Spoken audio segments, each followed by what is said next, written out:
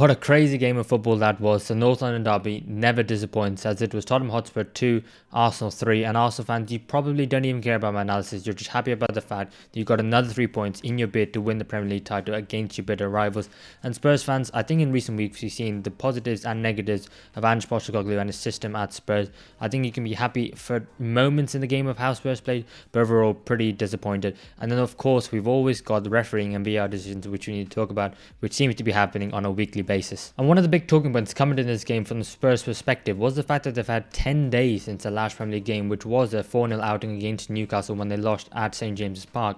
And what would that would have done psychologically to the Spurs players? Would it have been good? Would they give them a hard reset and then thought, okay, we're going to go again, we're going to really go at Arsenal? Or maybe was it a bit too long? Maybe they wanted the game straight away to really help them get over that little hump. And I think I was a little bit disappointed in the way that Spurs came out. I expected them to be a bit brighter. I think they create more chances, but really they didn't really test David Ray in this game as much as I thought, despite the fact that I thought maybe they should have, considering some of the chances they had, which we'll come on to.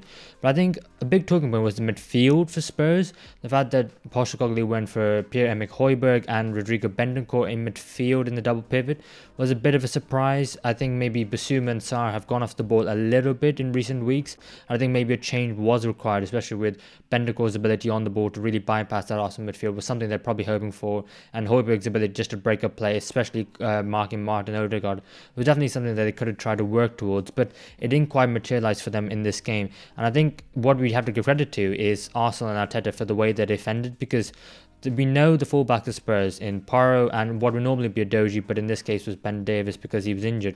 What they like to do is they like to come inside and they like to get involved into the midfield and also into the forward line as well, if they are able to do so, with Porro going all the way up there, Davis maybe going up there.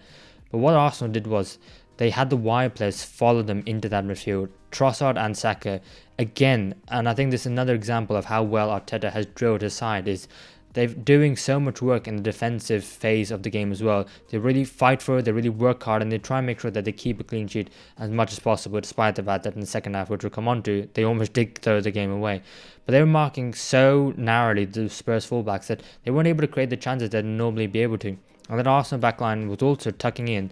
And then you had the Spurs wide men, so which was in this case Timo Werner, who got substituted, and you also had Dejan Kulusevski, so wide that they weren't able to do anything in this game, because anytime Spurs had the ball, it was all about trying to make sure that they go find the ball, the wide players, because they're the ones that are free.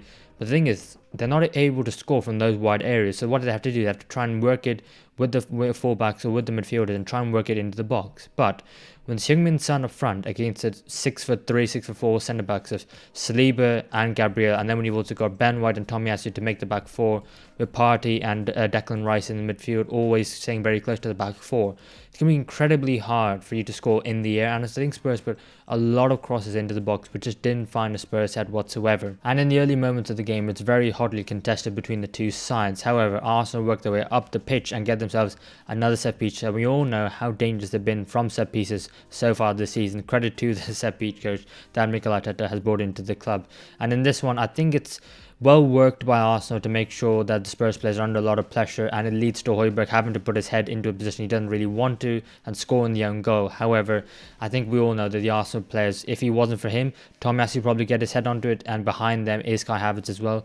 So I think regardless of what Spurs do here, Arsenal are in the better position. They're probably going to score, and it's just a little bit unlucky from Højbjerg. And Arsenal go 1-0 up, but Spurs do have chances to get themselves back into the game, and I think Arsenal in this case can find themselves a little bit lucky to make sure that they are still 1-0 up. Romero has a chance just before this one where he glances the ball just wide, but in this one he actually hits the woodwork, and I think this time it's Thomas Partey's marking him. The one previously it was Martin Odegaard.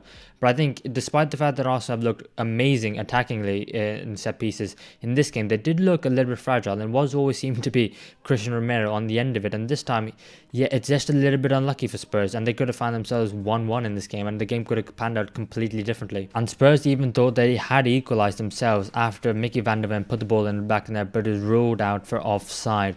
And even this still, I think you can see that Mickey van der Ven is just about offside. Whether Gabriel's backside or not keeps him on, who knows. But I think, yeah, again, Spurs can find themselves a little bit unlucky. This one was a bit fortunate how it found itself to Mickey van der Ven, but I think it was just a shot from Porro. And it's one where the ball fell to van der Ven quite fortunately. But I think it showed that Spurs were in the game at this point. They were controlling possession. I think they were probably in the ascendancy a bit more, but I just think Arsenal were more clinical. And now we come on to our first decision of the game, and the two penalties. Firstly, Kulusevski and then James Maddison. I'll be honest, I think the James Maddison one was definitely not a penalty in my opinion. I haven't even got the stills for it because I don't think it was. This one though, I think it's a bit closer. However, once you slow it down and when you watch the legs, I think it's quite clear that Kulusevski clips himself, and again, I don't think it's a penalty. So if the Arsenal defender does clip Kulusevski, this is where he clips him, and I just looking at that still, I just don't think he does clip him. And the next one, I think we'll show you now, I think he just clips the back of his own leg. Because as you can see here, I just don't think that Trossard is anywhere near Kulusevski there. And I think it looks close because of the angle, but I just think Kulusevski, if you can see the little black bit at the bottom of his left boot, I think it clips his right boot. So I just think to myself, yes, it's a little bit fortunate because I think Trossard is very, very, very close.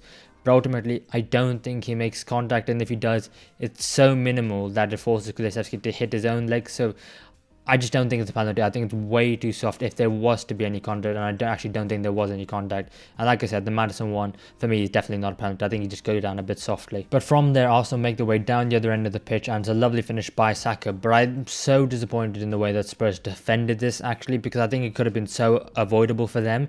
Because at this moment in time, Saka has the ball on the edge of the box, and when you look at the positioning of the Spurs team, you've got Romero and Van de Ven just above my head, and you've got Kai Havertz. And yes, it's probably not the most secure defensive position for the Spurs defense, but I think they've got numbers in the right areas, and I think they're absolutely fine. Yes, Saka passes the ball now to Havertz or maybe Trossard. I don't know who's quite looking for, but he puts the ball into that space, and I actually think Spurs regroup quite well because Trossard and Havertz both go for the ball, and they both kind of have a moment where they think the other one's going to go for it, and they pause and they take a moment, and I think that allows the Spurs players to get back on the defense. And if you look alongside Bukayo Saka, he's got one player just directly behind him, but he's got three players across him. I just think to myself, if you're going to see in the next still now, the amount of space that Saka has, and I actually think Ben Davies is criminal for this, and I'll show you now. As Kai Havertz makes his pass, the only player he can pass to who's not marked in the forward position is Saka. And I was thinking to myself, from the still just a moment ago to where he is now, no one has tracked his run. I think Ben Davies has done his best to track the run, but if you look at every single Spurs player here, every single one of them is looking at the ball. No one looking at where the space is, where's the free man, where's this pass going to go, and that is Saka. I just think if Ben Davies is 5 yards to his right, he's closer to Saka, and Havertz doesn't even try or attempt to make the pass because he probably thinks that Saka's marked. And then Saka gets the ball in this position with acres of space, and if his first touch is just a little bit better, he can go ahead and take out his right foot and beat Vicario, but he ends up cutting inside, and I think it's really poor defending again because you know exactly what Bukayo Saka wants to do. He wants to cut inside on his left hand side, and he wants to cut it into the far corner, but push him out to the outside, make him shoot with his right, make him have to go for power rather than position, and Vicario will probably have his angles covered, and you know they don't score from that. But I think well worked from Arsenal. Really poor defending on the counter by Spurs. I think that's something that Ange Postecoglou will have to work at, because I think we've seen so far that defensive transitions, when the team counters Spurs really quickly, that Spurs are just not that good at defending it. And again for Arsenal, 3-0 up, it's another set piece, and this time Kai Havertz, who was bought for 60 odd million from Chelsea, everyone said is a bit of a flop. I'm not completely convinced by Kai Havertz because I think his goal scoring has been okay. I think he's got 12 goals and 6 assists in the Premier League this season, which is a very decent return, but I think it's everything else that he does in the game, which I think is why he's so crucial to this Arsenal side. I think his link-up play, his build-up play, his passes to his teammates, I think the fact that he occupies centre-backs really, really well, and you know, every now and then he does get a goal, and just to make it his 12th goal of the season. I think at this point, Spurs, you're probably hands in head thinking about, oh, I don't really watch the second half. And Arsenal fans, you're probably in jubilation at this moment in time. And it was such a weird half of football because, like I said, Spurs had more possession, were probably creating more chances from open play. However, Spurs were not having any shots on target, really. They weren't really working David Raya.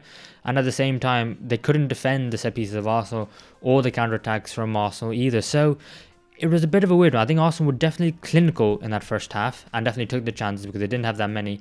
I think Spurs defensively were poor, but their build-up play was okay. And I just think it just seemed to me that Spurs could have done better. And I think Arsenal, at that point, were just really defending really well and just took their chances. And I think Spurs can be utterly disappointed in the way they played. And I think going forward for Spurs next season, it's going to be such a massive part of, can Postecoglou take this Spurs side to the next level of, can they defend well in defensive transitions? Can they defend well in general? Not concede as many goals as they have. And they conceded a boatload of goals, a lot more than probably Spurs fans would have anticipated.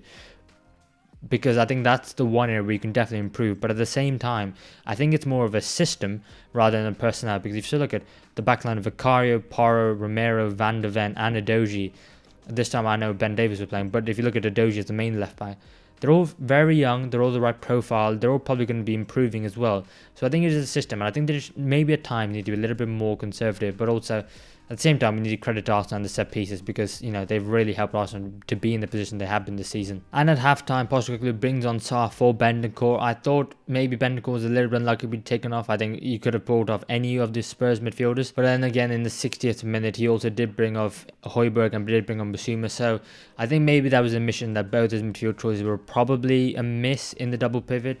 And then one where probably Sarr and Bissouma might have been better. But also I think Spurs were just very poor in general. But then we come on to another refereeing decision, and I think the first two in the first half, I think I can go, yeah, do you know what, I don't think either of those were penalties. This one I'm finding difficult as to why it wasn't given, just because I think Thomas Partey gets the ball and he nicks it before Kulusevski, so that's not a foul. But I don't know what Gabriel is doing on Kulusevski here, because Gabriel is also going for the ball. He doesn't get any of the ball, and I think he clips the left foot of Kulusevski, but then his also goes thigh to thigh with him. So I just think to myself, he's got no part of the ball. He's got the man in two different parts of his body. And I think to myself, that probably is a penalty on the balance of it. I just think, yeah, Thomas Partey gets the ball and Gabriel gets none of it, and he just gets the man. So I think that one was a bit lucky for Spurs not to get for Arsenal, to not get it. But also think because the referee didn't give it, I don't think there's enough on it for VAR to overturn it. But I also just think at the same time, VAR, I'm not really sure what's going on with it. I don't know what's penalty, what's not a penalty.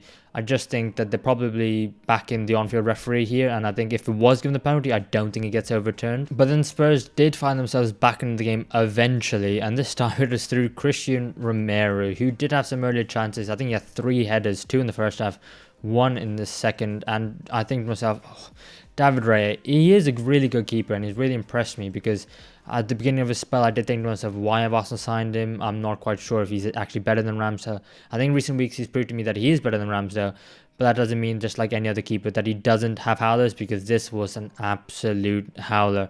I mean, if you look at the position he's in now, he's not even under too much pressure. Yes, Richarlison is coming at him slowly, but I think he still has more time than he thinks. I think there's a very easy pass on to Gabriel if you want to do that, but he ends up kicking it with his left foot. He absolutely shanks it. He kicks it straight to Romero, and then from there they get themselves back in the game 3-1. And at that point, Spurs can probably feel hard done by because they didn't get some of the decisions. However, Arsenal let them back into the game. They handed it to him. David Raya did exactly that. And Spurs kept on pushing to try and get themselves back into the game. And eventually they did get another goal. And I think this penalty, I mean, the fact that the referee doesn't give it in real time, I don't know how, because if you look at the positioning, what part of the ball did Declan Rice get? None. He probably even gets the balls of Ben Davies rather than the actual football. But yeah, that was a stonewall pen. I'm glad that VAR got that one right, because that one was a definite penalty. And Heung-min Son with a fantastic penalty into the top corner, beating David Raya on the right-hand side. And Spurs found themselves 3-2 up. However, I was a bit disappointed with the way that Spurs went about trying to get the equaliser, because at no point did I really think that they were going to get it. And you might think that's a bit harsh to say if you're a Spurs fan. However, the constant balls into the box and just getting headed away by Gabriel, Saliba, White and Tomiyasu was just not working, and it wasn't effective. And when they did put a somewhat decent ball into the area with some Spurs players underneath it, David Raya was able to make amends for his previous mistake and just claim it. He made 3 high claims in the game, all in the second half, and he was unflappable after his first mistake. And yes, I understand that it was hard for Spurs to try and break down an Arsenal side with 11 men in and around the penalty area. But I think I was just hoping for a few more creative ways for them to be able to do it.